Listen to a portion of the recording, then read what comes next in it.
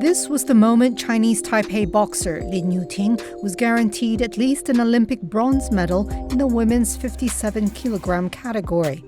It was a far cry from just a year earlier when Lin was disqualified from the 2023 New Delhi World Championships after failing the International Boxing Association's gender eligibility test.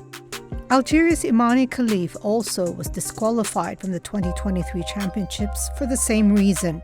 And yet, they were both eligible for the Olympics because the International Olympic Committee said IBA's tests lacked credibility. Now, despite being women all their lives, the two boxers are at the center of a row at the Olympics, raising the question, how should gender be defined in sports?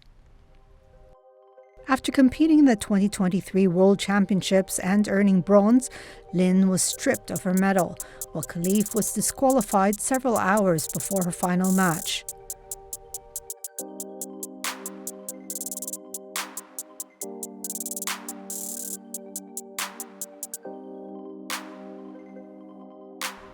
Although the Olympics discredited the IBA decisions, the scandal followed the two boxers to Paris. That's not stopping the controversy, though, and other boxers almost taking this matter into their own hands.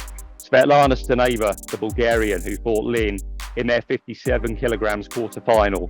After the fight, which Lin won comfortably, she won on the scorecards of all 5 judges. Staneva made 2 X signs with her forefingers to indicate that she had the female X chromosomes. And then Imane Khelif as well fought Angela Carini of Italy earlier in the competition. And Carini went into the ring and took 2 punches and decided that she didn't want to be in there with somebody who was wielding that power anymore. And she stepped away from the fight in tears. She did apologise to Khelif afterwards.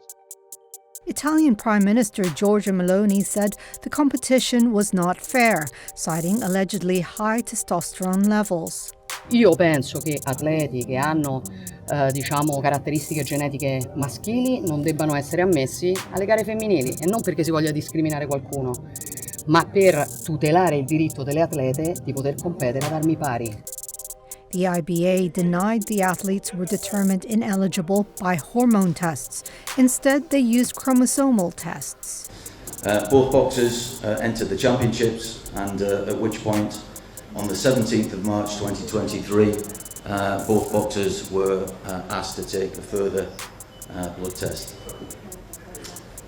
That happened, and on the 23rd of March, the results came through, and it demonstrated the chromosomes that we refer to within the technical and competition rules that make both boxers ineligible, and that was then further ratified by the BOD, our board of directors. It was taken there to remove both boxers from the championships. That was on the 26th of March 2023.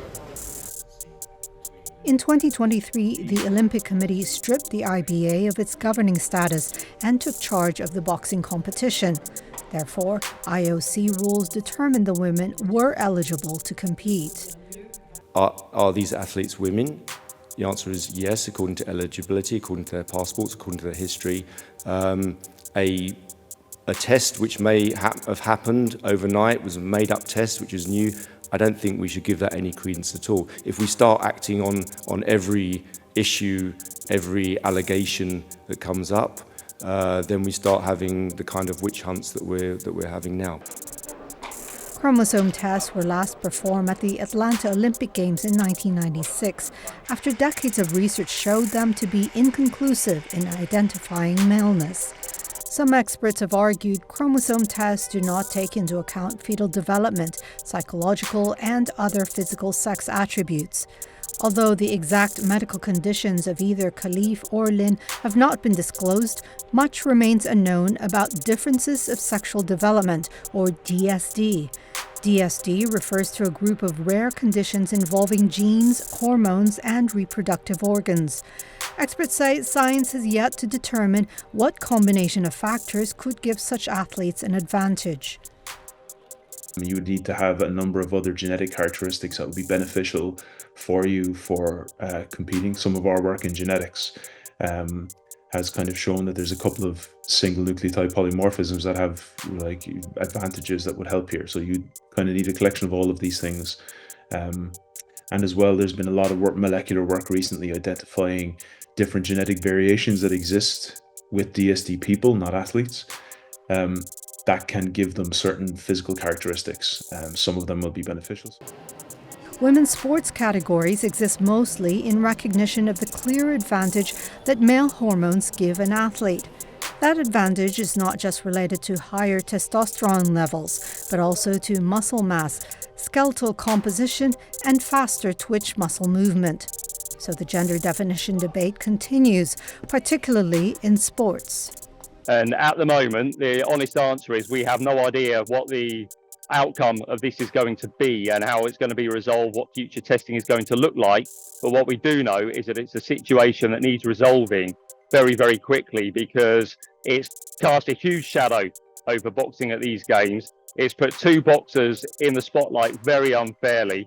They're completely blameless in this, Lin Yu-ting and Imane Khelif, but they found themselves with the eyes of the world on them, with media descending on the boxing arena in Paris, wanting answers to questions from the two boxers, from the respective organisations, from the coaches around these boxers.